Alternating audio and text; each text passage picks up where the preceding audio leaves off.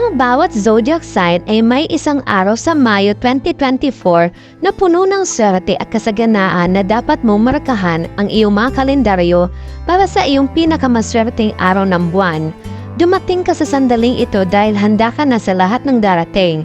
Lumitaw ka na ngayon sa kabilang panig ng eclipse season at sa Mercury direct.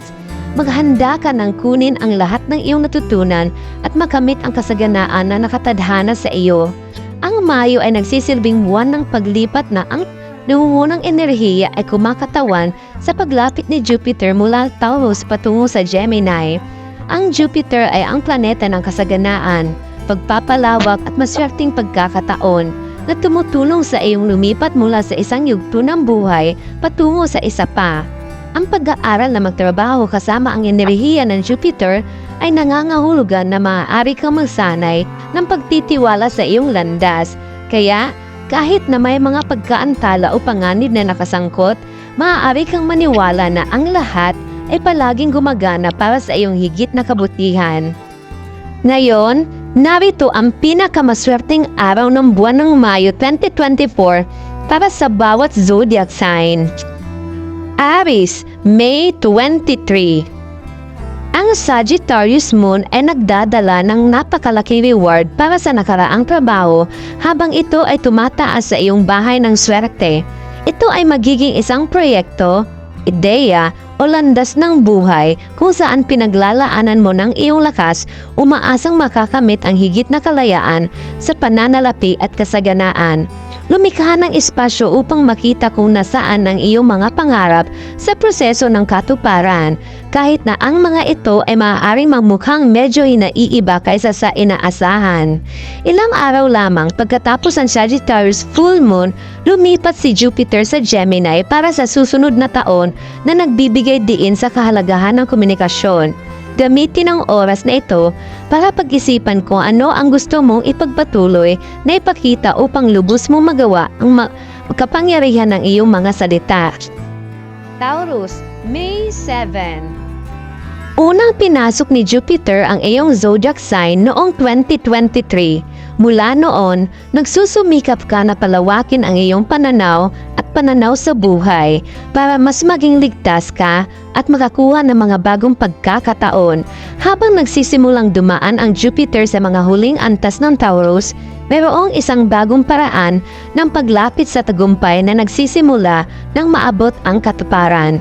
Sa panahong ito, hayaan ang iyong sarili na ipagmalaki ang iyong sarili sa mga bagong panganib na nagawa mo. Habang tinatanggap ang enerhiya at mga aral ng Jupiter sa Taurus, ang bagong buwan sa Taurus ay magaganap sa Martes, May 7, na magbibigay daan sa iyong kunin ang lahat ng iyong natamo at ilunsad ang iyong buhay sa isang kapanapanabik na bagong direksyon. Bigyang pansin ang mga ideya at pangarap na pinahihintulutan mo ang iyong sarili na libangin kamakailan dahil may ginto sa mga bawat talentong taglay mo. Habang nangyayari ang bagong buwan, oras na para magsimula ng bago, side business man ito, bagong training program o karera. Magtiwala sa iyong mga ideya at panoorin ang mga ito na lumago sa masaganang buhay ng iyong mga pangarap. Gemini, May 25. Ang Jupiter, ang planeta na kilala sa pagbibigay ng swerte at kasaganaan habang pinapalawak ang iyong buhay sa pinakamabuting posibleng paraan, ay lilipat sa Gemini sa Sabado, May 25. Ang Jupiter ay ang pinakamalaking planeta sa zodiac sign dahil dito, anumang bahagi ng iyong buhay ang mahahawakan nito ay makakaranas ng walang katapusang paglago sa yugtong ito. Ang iyong zodiac sign, Gemini, ay tutulong sa iyong mamuhay ng mas malaki at mas malaki na kumakatawan sa isang malaking pag-upgrade sa kung paano mo ginugugol ang iyong mga araw at kung paano mo tinitingnan ang mga pagkakataong nakapaligid sa iyo. Maglaan ng oras upang pag-isipan ang kahalagahan ng Saturn sa Pisces na naglalabas ng potensyal sa karera tulad ng paglipat ni Jupiter sa Gemini. Ikaw ay inaakay upang makita na ang gusto mong ipakita sa iyong karera ay magiging posible dahil sa personal na paglago ng iyong isinuko magkakaroon ng mga pagbabago sa hinaharap sa iyong landas kasama ang mga panganib na nauugnay sa mas malalim na pagtanggap sa iyong pagiging tunay. Tandaan, hindi ka nakakatagpo ng anumang bagay na gagawin mo kung hindi mo rin ito naghahatid sa iyo kung saan ka nakatakda. Cancer, May 7. Ang Jupiter, ang pinakamaswerteng planeta sa zodiac, ay nasa Taurus mula noong 2023 na tumutulong na palawakin ang komunidad na nakapaligid sa iyo at nagbibigay ng ilang hiling sa daan. Sa panahong ito, dumaan ka sa isang napakalawak na yugto ng pagbabago habang ang Pluto ay lumipat sa mga huling yugto nito sa Capricorn. Ngunit sa pagsisimula ng 2024, sinusubukan mong malaman kung ano ang gusto mo para sa iyong sarili at sa iyong buhay. Habang patapos na ang panahon ni Jupiter sa Taurus, oras na para muling ipakilala ang iyong sarili sa mundo at tunay na iwanan ang nakaraan. Sa Martes, May 7, ilang linggo lamang bago lumipat si Jupiter sa Gemini, magkakaroon ng isang mapalad na bagong buwan sa Taurus na nagsisimula ng isang bagong kabanata sa iyong buhay.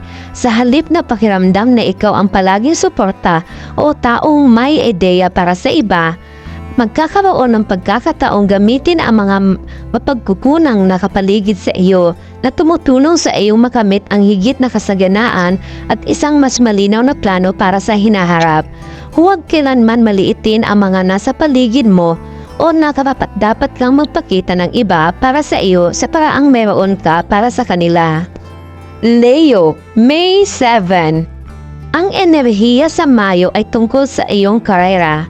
Bagamat mayroong isang tiyak na halaga ang paghahanda na napupunta sa paghahanap ng isang bagong posisyon o pagsisimula ng isang kumpanya, dapat mo ring imapagtanto na mayroon ka na lahat ng kailangan mo upang makamit ang tagumpay. Sa Mayo, makahanap ka ng mahalagang punto sa iyong profesional na buhay na hindi lamang magpapahusay sa iyong pananalapi kundi pati na rin sa iyong reputasyon. Ang bagong buwan sa Tao sa Martes, May 7, ay nagniningning na parang isang bihon na pag-asa sa iyong sektor ng karera. Bagamat ang enerhiyang ito ay maaaring kumakatawan sa pagdinig tungkol sa isang kaakit-akit na posisyon o pag-a-apply sa isang bago, maaari rin itong magdulot ng pagkatapos ng iyong karera sa kolehiyo at simulang pumasok sa lugar ng trabaho. Magtiwala na ang universo ay nasa iyong panig at tandaan na upang makuha ang buhay na gusto mo, kailangan mong palawakin ang iyong isip upang isama ang mga posibilidad na hindi mo naisip noon. Virgo, May 25. Sa Sabado, May 25, si Jupiter ay lilipat sa Gemini na magsisimula ng isang lubhang kapanapan-kinabang na oras sa iyong profesional na buhay. Pinagpapala ng Jupiter ang iyong buhay ng kasaganaan sa pananalapi, higit na katuparan, mga bagong pagkakataon at mga maswerteng pahinga. Hanggat maaari kang magkaroon ng iba pang mga lugar sa iyong buhay na pinagtutuunan mo pa ng pansin sa oras na ito. Subukang lumikha ng puwang upang pag-isipan ang iyong mga professional na layunin dahil mas malinaw ka sa kung ano ang gusto mo. Mas madali itong maipakita ang Jupiter sa Gemini ay hindi lamang magdadala ng isang stroke ng swerte kundi pati na rin sa maraming positibong pagbabago. Hindi mo mahahanap ang tagumpay na gusto mo sa pamamagitan ng paggawa ng parehong mga lumang bagay. Kaya, oras na para tanggapin ang mga pagbabagong iyon. Saan ka man edirekta ni Jupiter sa panahong ito ay para sa iyong kapani-pakinabang, ngunit malamang na magiging abala ka rin. Ayusin ang mga sitwasyon sa iyong buhay ngayon upang ganap mong mamumuhunan sa iyong karera at tagumpay sa pananalapi sa darating na taon. Libra, May 25. Alam mo na ang taong ito ay magiging isa sa pinakamaswerte at pinaka-transformative sa kamakailang panahon. Salamat sa nodes of fate na bumabalik sa Libra at Aries. Ngunit ito ay dahil din sa Jupiter. Nilipat si Jupiter sa Gemini sa Sabado, May 25 na magsisimula ng isang buong panahon ng iyong buhay. Ang bahaging ito ng iyong chart ay namamahala sa paglalakbay, edukasyon, espiritualidad, kasaganaan, at swerte sa Jupiter dito sa loob ng isang buong taon. Ito rin ang magiging pangunahing mga tema na lilitaw. Ang South Node sa Libra ay gumagawa ng kanyang mahika upang maging isang katalista para sa personal na paglago at iyon ang naglalagay ng pundasyon para sa kasaganaan na dadali ni Jupiter sa iyong buhay. Habang lumilipat si Jupiter sa Gemini, ang pagkuha ng mga pagkakataon ay hindi mo kang nakakatakot. Sa halip, magkakaroon ka ng pagkauhaw para sa isang malawak at adventurous na buhay. Ito ang tungkol sa pagdadala sa iyo sa bagong teritoryo kung saan maaari mong mapagtanto na hawak mo ang kapangyarihan sa lahat ng panahon upang likhain ang buhay ng iyong mga pangarap. Scorpio, May 23. Ang Sagittarius full moon sa Huwebes, May 23 ay magaganap sa iyong bahay ng pananalapi na magdadala ng magagandang gantimpala para sa lahat ng mahirap na trabaho na iyong ginagawa. Ang enerhiya ng Sagittarius ay namamahala sa pananalapi at pagpapahalaga sa sarili na naghihikayat sa iyong maniwala na ang iyong pinapangarap ay maaaring maging katotohanan na iyong kinabubuhayan.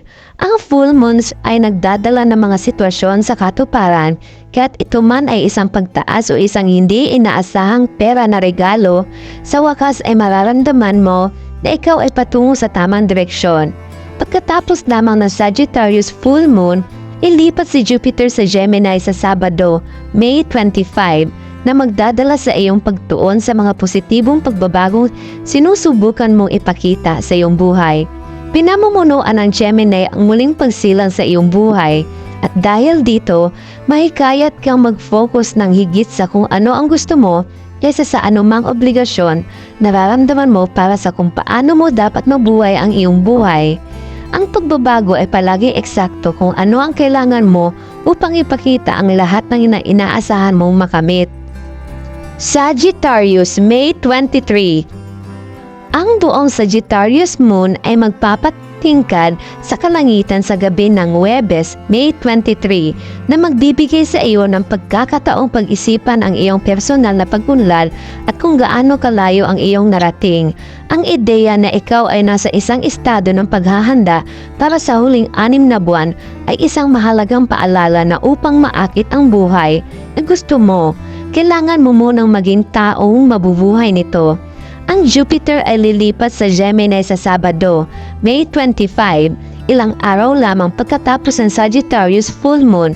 Itutuon nito ang iyong pagtuon sa pagpapalawak ng iyong mga romantikong relasyon at tutulungan kang matuto ng higit patungkol sa uri ng pagmamahal na gusto mo at nararapat at pakiramdam na ang iyong pinakamahusay na sarili ay magiging mahalaga sa pagtatrabaho sa enerhiya ng Jupiter dahil kailangan mong malaman kung ano ang iyong halaga bago tuluyang maibigay ng universo ang mga pangako nito sa iyo. Capricorn, May 2. Ang Pluto sa Aquarius ay maglalagay ng retrograde sa Huwebes, May 2, na tutulong sa iyong abutin ang iyong mga pangarap para sa kung paano makabuo ng mas malaking yaman sa pananalapi. Ang enerhiya ng Aquarius ay namumuno dahil hindi lamang sa mga usapin ng pananalapi, kundi pati na rin sa pagpapahalaga sa sarili. Sa palaging pundasyon para higit sa kasaganaan, si Pluto gayon paman ay kilala bilang ang Panginoon ng Underworld, na ang misyon ay ipahayag ang anumang nakatago noon. Makakatulong man ito sa iyong wakas na harapin ang iyong mga pakiramdam ng pagiging karapat-dapat o nagbibigay sa iyo ng kumpiyansa na kumuha ng bagong ideya sa negosyo, yakapin kung ano ang makikita dahil ito ay para sa iyo higit na kabutihan. Sa pagtatapos ng May, sa Sabado, May 25, lumipat si Jupiter sa Gemini at nagdudulot na hindi ka panipaniwalang pakiramdam ng determinasyon habang itutuon mo ang tagumpay sa kung ano ang nararamdaman mo sa iyong buhay. Tutunuan ka ni Jupiter na kunin ang lahat ng nangyayari sa pag-retrograde ng Pluto at humukay ng malalim upang isama ang determinasyon kinakailangan upang makamit ang tagumpay. Ikaw ay tunay na isang kayamanan ng mga ideya, ngunit hanggat hindi mo talaga nasisimula ng mga ito, hindi mo malalaman kung gaano kalaki ang tunay na swerte sa paggabay sa iyo sa iyong bawat hakbang. Aquarius, May 2. Ang masaganang buhay ay hindi lamang makikita sa iyong mga bank statement kundi pati na rin sa iyong nararamdaman.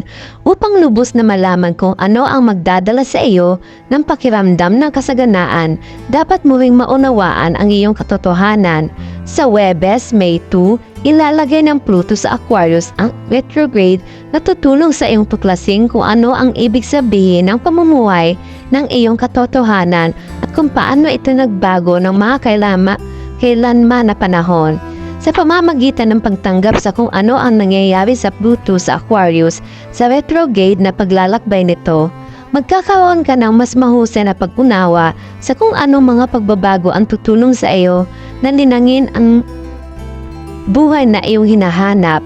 Bagamat nakatadhana ka para sa professional na tagumpay, oras na rin para magsimulang tumuon sa kung paano gumanap ng kaligayahan at mga relasyon doon.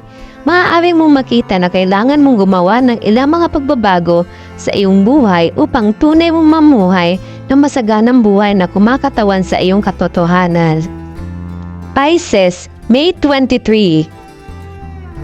Sa Huwebes, May 23, ang full moon sa Sagittarius ay tumataas na naghahatid ng sandali ng pagkilala at tagumpay sa iyong mga profesional na pangarap. Sa tuwang nito, sa wakas ay maaabot mo ang isang tiyak na tugatog ng iyong karera, ngunit hindi ibig sabihin nito ay wala nang naghihintay. Tinutunuan ka ng Sagittarius na makahanap ng profesional na kasaganaan sa pamamagitan ng paghiling sa iyo na tuklasin ang mga bagong abot-tanaw at mas malalim na kahulugan ng kung ano ang sa tingin mo ay tinatawag na ituloy habang nakasandal ka sa kung saan ginagabayan ka nito na malaman kung paano magpakita na higit na kasaganaan sa iyong buhay. Pagkatapos ng full moon sa Sagittarius, ilipat si Jupiter sa Gemini sa Sabado, May 25, na magdadala ng mga posibilidad na lumipat o maglakbay para sa iyong karera. Mayroong malalim na koneksyon dito sa pagitan ng tagumpay at pananalapi na makakamit mo sa 2024 at ng magpapalawak at kasaganaan na maranasan mo sa iyong tahanan. Ang Jupiter ay magdadala ng paglago sa lugar na ito ng iyong buhay. Ang kailangan mo lang gawin ay tandaan na ang buhay na gusto mo ay naghihintay sa iyong pagdating sa wakas.